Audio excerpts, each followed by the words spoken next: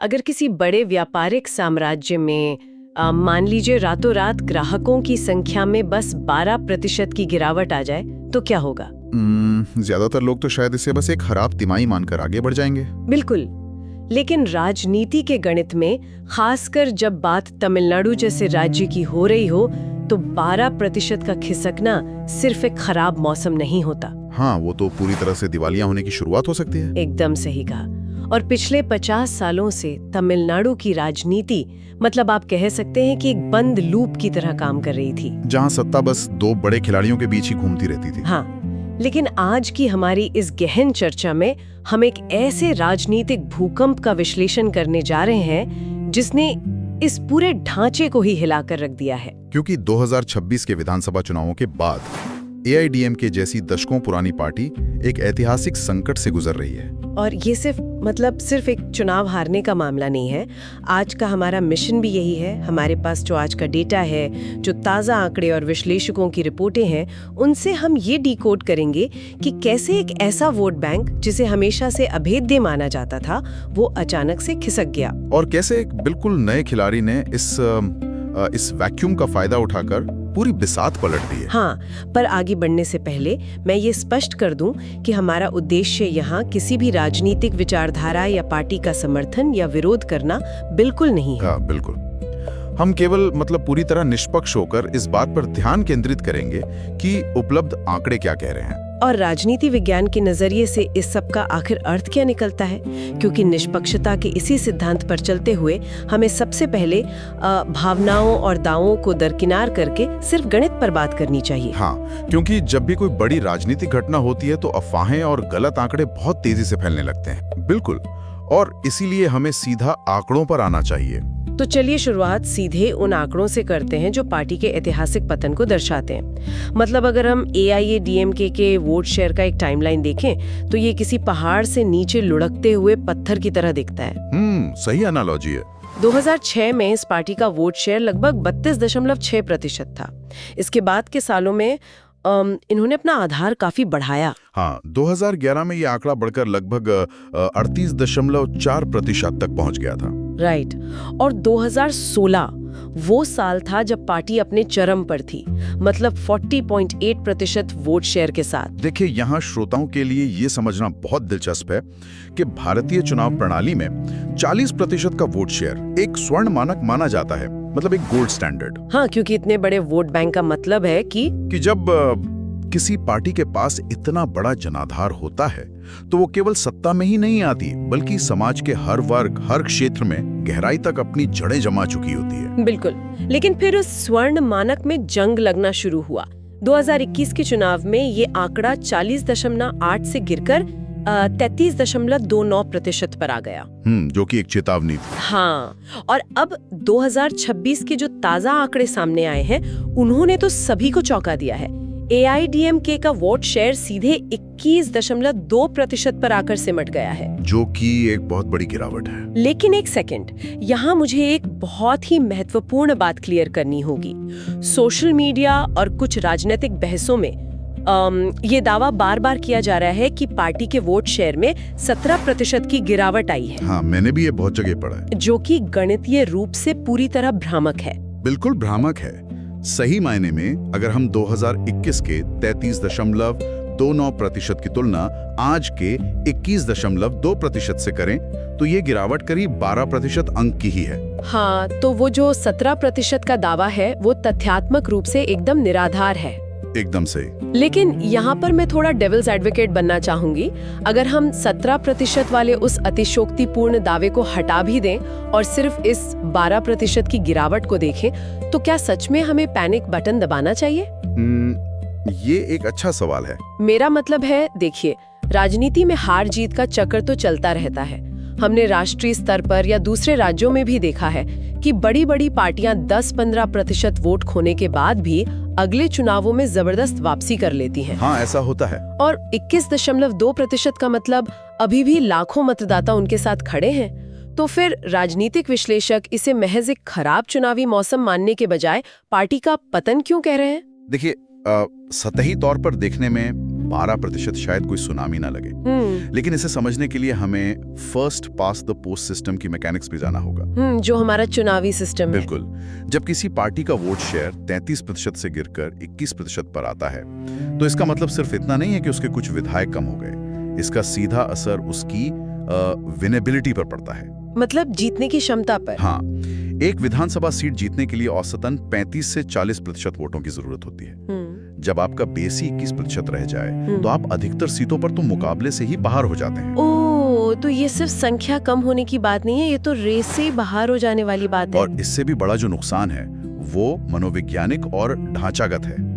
AIRDMK के लिए सबसे बड़ी त्रासदी चुनाव हारना नहीं है। तो फिर क्या है? सबसे बड़ी त्रासदी है विधानसभा में अपना मुख्य विपक्षी दल होने का दर्जा खो देना। बिल्कुल, लेकिन जब आप तीसरे नंबर पर चले जाते हैं, तो वो सरकार का प्राकृतिक विकल्प होने का जो ठप्पा है वो छिन जाता है। ये तो कुछ ऐसा हुआ जैसे बाजार में किसी बहुत पुरानी ब्लू चिप कंपनी का शेयर अचानक क्रैश हो जाए। हाँ, और निवेशकों को लगने लगे कि अब इस कंपनी के पास कोई विजन ही नहीं बचा है। और जब 12% वफादार ग्राहक एक ब्लू चिप कंपनी को छोड़कर जाते हैं, तो वो हवा में तो गायब होते नहीं है। जाहिर है वो किसी और का प्रोडक्ट खरीदने लगते हैं। बिल्कुल, और गणित का ये सीधा सा नियम हमें इस चर्चा के सबसे दिलचस्प मोड़ पर लाता है।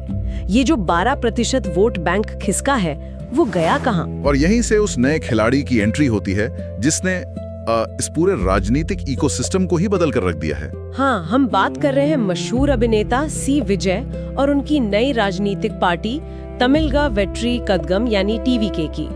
TVK का उभार वाकई अप्रत्याशित रहा है।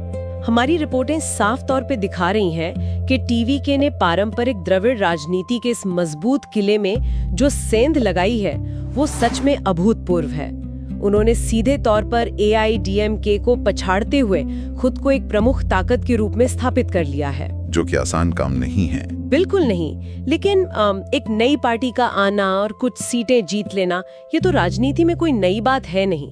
फिर इस पूरे मामले में इतना खास क्या है? देखिए, इसमें जो बात सबसे ज्यादा ध्यान खींचती है वो है इनका वोट खींचने का पैटर्न। हाँ, आमतौर पर जब भी कोई राज्य बाइपोलर या द्विध्रुवीय राजनीति का हिस्सा होता है, जहां दशकों से केवल DMK या AIDMK के बीच ही सत्ता घूमती रही हो, हाँ, जैसे एक रिवॉल्विंग डोर हो।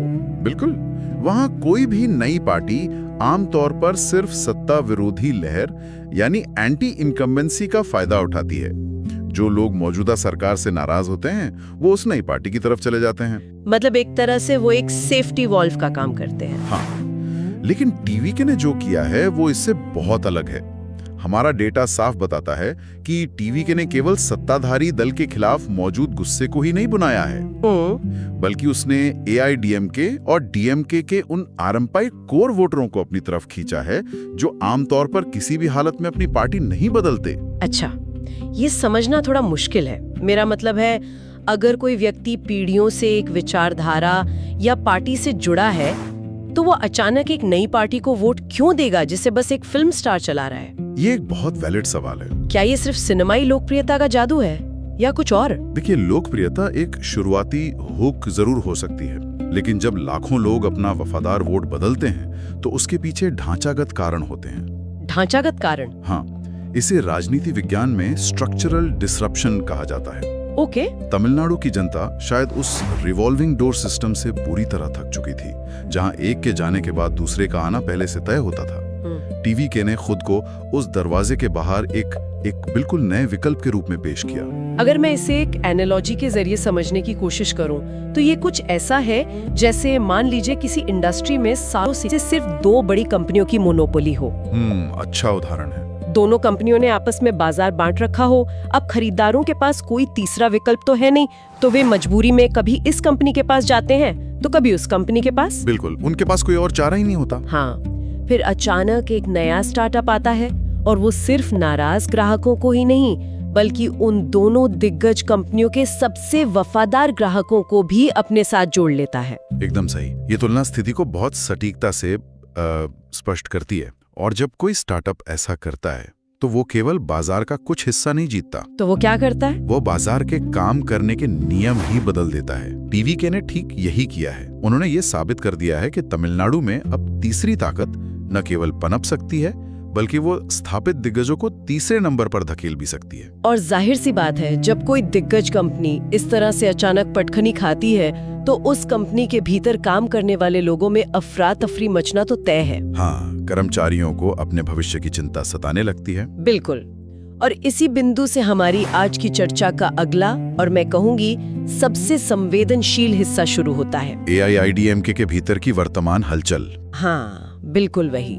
क्योंकि जब पार्टी का वोट शेयर 21% पर सिमट जाए और आप मुख्य विपक्षी दल का रुतबा ही खो दें, तो सबसे पहला असर नेताओं और जमीनी कार्यकर्ताओं के आत्मविश्वास पर पड़ता है। और वो आत्मविश्वास अभी काफी डगमगाया हुआ दिख रहा है। हमारी रिपोर्टों के अनुसार राजनीतिक गलियारों और खासकर सोशल मीडिया पर इन दिनों ऐसी अटकलों का बाजार बहुत गर्म है कि AIDMK के कई विधायक अपने राजनीतिक भविष्य को लेकर बेहद खौफ में हैं। हाँ, इस तरह की खबरें लगातार आ रही हैं। चर्चा यहाँ तक है कि पार्टी के भीतर एक बहुत बड़ी दरार आ सकती है और कुछ विधायक टीवी के नेतृत्व के साथ लगातार संपर्क में है। लेकिन यहाँ हमें थोड़ा रोकना चाहिए। हाँ बिल्कुल। यहाँ एक बार फिर हम अपने विश्लेषण को जिम्मेदारी के साथ आगे बढ़ाएंगे। आज की तारीख तक किसी भी बड़े विभाजन या विधायकों के औपचारिक रूप से पार्टी छोड़ने की कोई भी आधिकारिक या पुष्ट खबर नहीं है। ये अभी केवल चर्चाएं हैं। हाँ, और इस तरह की अटकलों को बहुत ही आलोचनात्मक दृष्टि से देखना चाहिए। क्यों? क्योंकि देखिए, राजनीति में इंफॉर्मेशन वॉरफेयर यानी सूचना युद्ध एक बहुत ही सामान्य रणनीति है नैरेटिव सेट करने के लिए। बिल्कुल। अक्सर विरोधी पार्टियां इस तरह की अफवाहें जानबूझकर फैलाती हैं ताकि कमजोर पड़ रही पार्टी का कैडर का मनोबल पूरी तरह से टूट जाए। यही मेरा अगला सवाल भी था। क्या ये महज एक मनोवैज्ञानिक युद्ध है या फिर इसमें थोड़ी बहुत सच्चाई भी हो सकती है? दोनों बातें हो सकती हैं। क्योंकि एक पुरानी कहावत है ना कि जहां आग होती है धुआं वहीं उठता है। अगर एक पार्टी का जनाधार आधा रह गया है तो किसी भी मौजूदा विधायक का डरना बहुत तार्किक है। कोई भी डूबते जहाज पर तो नहीं रहना चाहता। एकदम। इसे समझने के लिए हमें एक विधायक के दृष्टिकोण से सोचना होगा। ठीक है। एक विधायक का पूरा करियर उसकी सीट जीतने की संभावना पर टिका होता है। जब कोई पार्टी तीसरे नंबर पर खिसक जाती है तो अगली बार उस पार्टी के टिकट पर चुनाव जीतने की गारंटी लगभग खत्म हो जाती है। ऐसे में सर्वाइवल इंस्टिंक्ट हावी होना बहुत स्वाभाविक है। अफवाहें सच हों या झूठ, उनका इतनी तेजी से फैलना और उन पर लोगों का आसानी से विश्वास कर लेना, ये क्या साबित करता है? ये साबित करता है कि पार्टी नेतृत्व अपने ही लोगों को ये भरोसा नहीं दिला पा रहा है कि वो इस तूफान से पार्टी को सुरक्षित निकाल लाएंगे। हाँ, नेतृत्व का ये संकट ही शायद सबसे बड़ा मुद्दा है। अगर नेता अपने ही विधायकों को ये विश्वास नहीं दिला सकता कि हम वापसी करेंगे तो दरार पड़ना सिर्फ समय की बात रह जाती है। बिल्कुल। लेकिन अगर हम इस पूरी चर्चा को थोड़ा और बड़े वृहद दृष्टिकोण से देखें, मान लीजिए कोई श्रोता तमिलनाडु में नहीं रहता है या उसे इस विशेष पार्टी से कोई खास लेना देना नहीं है, उसके लिए ये जानना क्यों जरूरी है कि एक विपक्षी दल के भीतर क्या चल रहा है? देखिए, क्योंकि ये सिर्फ एक पार्टी का आंतरिक मामला नहीं है, तो यह एक लोकतांत्रिक व्यवस्था के स्वास्थ्य का पैमाना है। किसी भी राज्य या देश में सत्ता का संतुलन बनाए रखने के लिए एक मजबूत और मुखर विपक्ष का होना उतना ही जरूरी है जितना कि एक स्थिर सरकार का। हाँ, ये तो डेमोक्रेसी का बेसिक रूल है। बिल्कुल।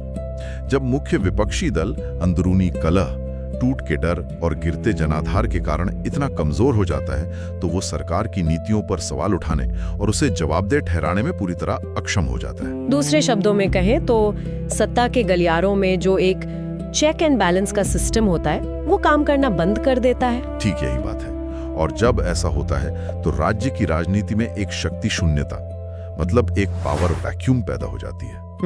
ये शून्यता बहुत ही खतरनाक भी हो सकती है और नए विकल्पों के लिए एक बड़ा अवसर भी। टीवी के जैसे नए दल इसी खालीपन को बहुत तेजी से और आक्रामकता के साथ भरने की कोशिश कर रहे हैं। तो आज की इस पूरी गहन चर्चा को अगर हमें एक धागे में पिरोएं तो कहानी कुछ इस तरह बनती है। हमने देखा कि कैसे AIADMK जो कभी 40% से ज्यादा वोट शेयर के साथ एक अभेद्य दीवार मानी जाती थी, वो ताजा चुनावों में 21% के करीब आ गई। और हमने इस भ्रांति को भी तोड़ा कि गिरावट 17% की है। बिल्कुल। और हमने ये भी स्थापित किया कि 12% की असली गिरावट भी कैसे first pass the post system में एक विनाशकारी परिणाम ला सकती है। इसके साथ ही हमने टीवीके के उदय के उन ढांचागत कारणों को समझा। हाँ, जो केवल एक एंटी इनकम्बेंसी की लहर नहीं बल्कि तमिलनाडु की स्थापित दो पक्षीय व्यवस्था का एक स्ट्रक्चरल डिसरप्शन है। और अंततः हमने इस बात का विश्लेषण किया कि कैसे जनाधार का खिसकना